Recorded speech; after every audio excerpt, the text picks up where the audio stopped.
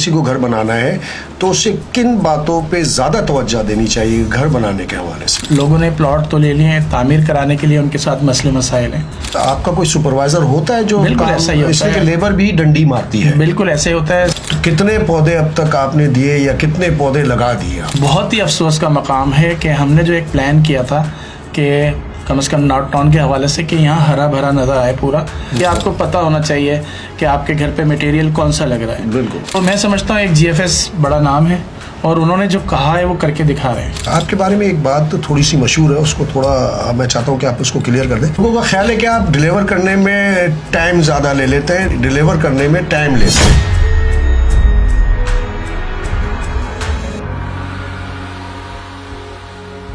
अस्सलाम वालेकुम, मैं हूं हसन रज़वानी। उम्मीद है आप लोग खैरियत से होंगे। व्यूअर्स, इज़्ज़त और ज़िल्लत दोनों कुदरत के हाथ में है। इस राह पे जो सफ़र है वो हम खुद इख्तियार करते हैं। हम इज़्ज़त भी अपने मामलात की वजह से हासिल करते हैं और ज़िल्लत भी अपनी ही हरकतों की वजह से हासिल करते हैं। कहने का मकसद ये है कि ज़िंदगी जो है वो अगर आप प्रॉपर वे में गुजारें तो बहुत अच्छी है। कंस्ट्रक्शन के हवाले से आज जो मेरे साथ शख्सियत मौजूद है वो किसी तारुफ के मोहताज नहीं है। GFS बिल्डर्स एंड डेवलपर्स के हवाले से भी अगर देखा जाए तो इनका बड़ा नाम है। मेरे साथ अब्दुल मन्नान साहब मौजूद हैं जो कि MGM real estate and builders से जिनका ताल्लुक़ है। अस्सलाम वालेकुम सर, कैसे हैं आप? वालेकुम अस्सलाम, अल्लाह का शुक्र। आप बताएं कैसे? अल्लाह का करम है। मन्नान भाई सब खैरियत है? शुक्र अल्हम्दुलिल्लाह। मन्नान भाई, शॉर्ट मैं आपको ज़्यादा जहमत नहीं दूंगा। इस फील्ड में कब से हैं आप? मुझे तकरीबन हो गया इस फील्ड में तकरीबन 8 साल हो गए। 8 साल से कंस्ट्रक्शन में ही है। अच्छा, GFS बिल्डर्स एंड डेवलपर्स के साथ आप कब से काम कर रहे हैं? हमारा यहाँ जो ताल्लुक़ बना है तकरीबन 1.5 साल हो गया है। 1.5 साल से आप जी। अच्छा, उससे पहले आप इसी फील्ड में थे? इसी फील्ड में कराची में तकरीबन सब जगहों पे ही काम किया है हमने।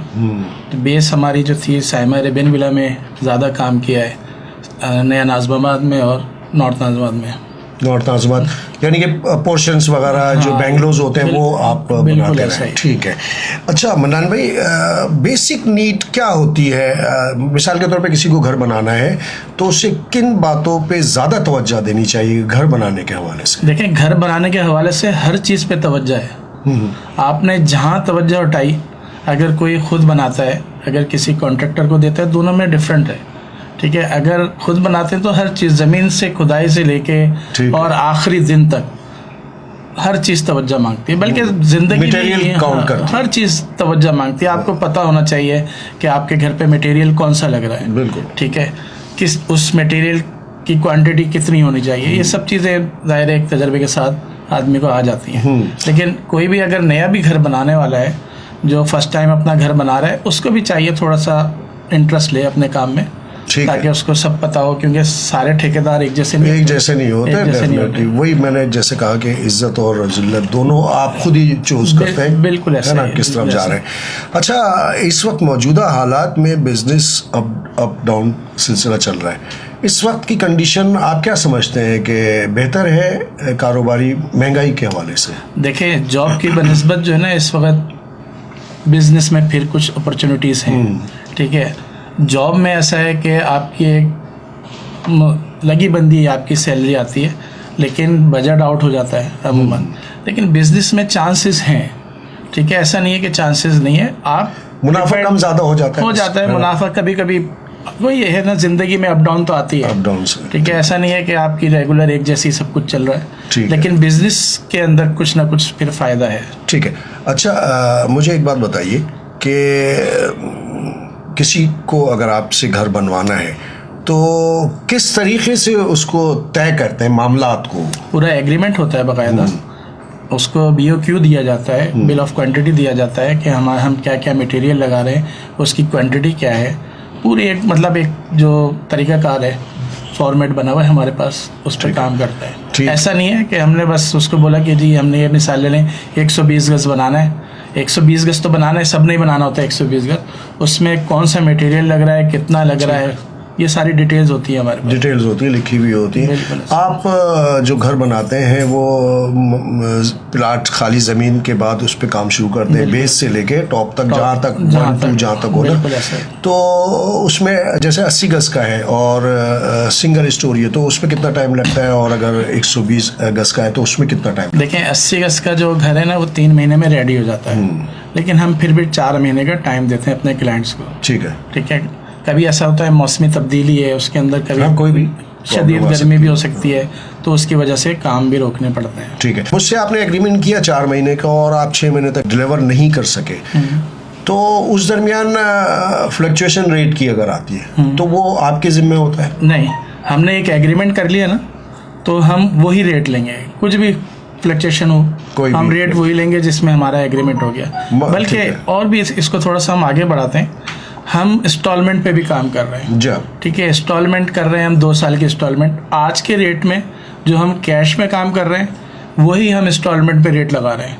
तो हम इसको इसीलिए कहते हैं सूद से पाक, कि भाई मिसाल ले लें आज 30 लाख रुपए में हम घर बना रहे हैं कैश पे, ठीक है, तो आप 2 साल में पेमेंट दे रहे हो, उसको भी हम 30 लाख रुपए में ही करके दे रहे हैं। अच्छा, तो उसका आप पहले कितना 50% डिपेंड करता है हमारे जो कोई क्लाइंट आता है उसकी पोजीशन क्या है।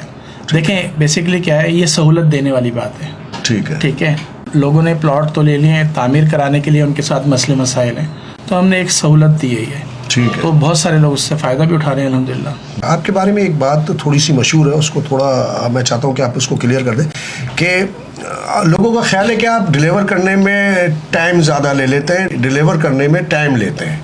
देखें उसकी 2-3 रीज़न्स होते हैं। ठीक है, सबसे बड़ा रीज़न्स तो ये होता है कि जो लोग हमारे साथ एग्रीमेंट करते हैं वो आज तो एग्रीमेंट कर लेते हैं, उसको निभा नहीं सकते। ठीक है, मिसाल ले लें, उन्होंने हमसे एग्रीमेंट किया है कि हम आपको इतना अमाउंट पर मंथ देंगे। ठीक है, हमने एक शेड्यूल बना लिया 2 साल का, अब पता लगता है वो 4-4 महीने 5-5 महीने वो पेमेंट नहीं दे पाते। हाँ, तो उसकी वजह से काम लेट हो जाता है।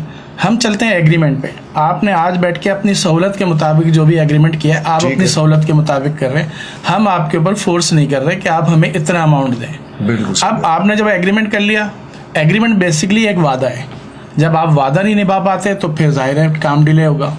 और ऐसा ही नहीं है खाली उनकी तरफ से एक मामला हो, कभी कभी ऐसा होता है एटमॉस्फेयर, जैसे कराची के अंदर कुछ माहौलियाती तब्दीली हो रही है। बिल्कुल। ठीक है, अब उनकी पेमेंट का जो शेड्यूल है वो रेगुलर हमारे पास आ रही है पेमेंट। ठीक है, लेकिन मौसमी तब्दीली की वजह से हम काम रोकना पड़ता है। तो वो क्लाइंट एक मरतबा थोड़ा सा बोलता है कि जी आपने काम रोक दिया, अब बारिश हो रही है मिसाल ले लें। ठीक है, अब बारिश में तो काम नहीं कर सकते, सीमेंट का काम तो सारा काम ही हमारा इसी पे करता है, तो वो उस वजह से काम थोड़ा सा डिले होता है। लेकिन थोड़ा सा जो लोग हमारे सुनने वाले हैं वो इस चीज़ को समझें कि जब हम काम कर रहे हैं आज के रेट में, ठीक है, हम आपसे 1 रुपया भी ज़्यादा नहीं ले रहे हैं। हमने जितने अमाउंट में आपसे एग्रीमेंट कर रहे हैं उसी अमाउंट में हम कैश काम कर रहे हैं, तो थोड़ा सा सब्र व तहम्मुल से का मुजाहरा करें कि भाई हम आपसे रेट तो नहीं बढ़ा रहे, 2 महीने मिसाल ले लें, अगर काम लेट हो गया दोनों तरफ से हो सकती है चेंजिंग। ठीक है, ऐसा नहीं है कि हम अपने आप को कोई फरिश्ता बोले, नहीं हम फरिश्ता हैं, ऐसा होगा नहीं, हो सकता है लेट भी काम, तो हम आपसे कोई रेट नहीं बढ़ा रहे। ठीक है, तो कोशिश हमारी यही होती है कि थोड़ा सा एक्स्ट्रा टाइम दें, लेकिन फिर भी कुछ भी हो सकता है। बिल्कुल सही, हम अपने आप को ये नहीं बोलते कि नहीं जी 100% हम सही हैं, 100% सिर्फ अल्लाह की ज़ात है। बिल्कुल ऐसा ही है। अच्छा मन्नान भाई, GFS बिल्डर्स के साथ आप काम कर रहे हैं, आपने यहाँ पर बैठ के बहुत काम किए, GFS बिल्डर्स को आपने कहाँ देखा है, क्या समझते हैं GFS बिल्डर्स के बारे में, ये डिलीवर वक्त पे करते हैं चीज़ें या नहीं करते? देखें पहले तो मैं आपको बताऊं कि GFS बिल्डर्स क्या है। ठीक है, ये एक ज़रिया है बहुत सारे लोगों को रोज़गार का। आपको और मुझे अंदाज़ा ही नहीं है कितने सारे लोगों को इन्होंने रोज़गार फराहम किया है।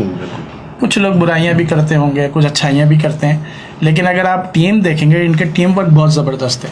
ठीक है, जिस जगह जिस अमाउंट में वो प्लॉट दे रहे हैं और डिलीवर कर रहे हैं, आपको कच्ची आबादियों में भी प्लॉट नहीं मिलेंगे।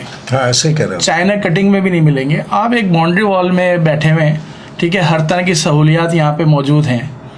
तो मैं समझता हूँ एक GFS बड़ा नाम है और उन्होंने जो कहा है वो करके दिखा रहे हैं। बिल्कुल, मतलब सोचें कि जिस बाउंड्री वॉल में आप बैठे हैं, सिक्योरिटी सिस्टम बेहतरीन है, पानी बिजली के कोई मसाइल नहीं है। ठीक है, सबसे Safe मेन side. सिक्योरिटी है, सेफ साइड। हाँ सेफ साइड है। और उसी जगह से थोड़ा सा आगे जाएंगे प्लॉट उतने का ही है, लेकिन आप अपने घर के सामने भी महफूज नहीं है। बिल्कुल। अच्छा, जब आप किसी से कॉन्ट्रैक्ट पकड़ते हैं मकान के हवाले से, तो उसके ऊपर आप क्या करते हैं कि अपने लेबर्स भेजने के बाद आपका कोई सुपरवाइजर होता है जो बिल्कुल ऐसा ही होता इसलिए है। कि लेबर भी डंडी मारती है। बिल्कुल ऐसे ही होता है, सुपरवाइजर होता है। देखें बात ये, डंडी मारने वाले आप 10 बंदे खड़े कर लें, हाँ वो मारेंगे। हाँ डंडी। ठीक है, ऐसा नहीं हो सकता कि हम बोलें ये कारोबार का हिस्सा है, हाँ तो वो मारेंगे। मार्जिन रखना पड़ता है। हाँ मार्जिन रखना पड़ता है वो।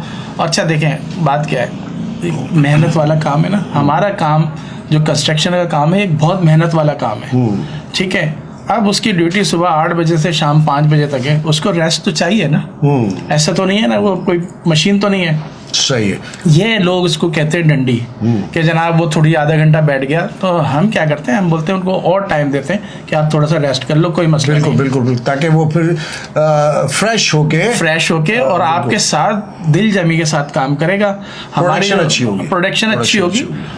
थोड़ा सा लेट होने का ये मतलब नहीं है, अगर जल्दबाजी में हम काम खराब कर दें। हाँ मिसाल ले लें, प्लास्टर हम कर रहे हैं, अगर प्लास्टर खराब हो, फायदा है ऐसे जल्दबाजी का, आधा घंटा लेट हो जाए तो क्या मसला है। बिल्कुल। तो हम यही कहते हैं। बिल्कुल बिल्कुल। अच्छा मन्नान भाई, एक वीडियो में आपने जिक्र किया था शजरकारी के हवाले से कि आप पौधे लोगों को देंगे जो उनके पास कस्टमर आएगा या जो भी बाहर आएगा, तो कितने पौधे अब तक आपने दिए या कितने पौधे लगा दिए आप? देखें बहुत ही अफसोस का मुकाम है, मैं आपको बड़ी क्लियर बात कर रहा हूँ। मैं कोई, क्योंकि अगर कोई झूठ बोलता है तो मुनाफिकत है।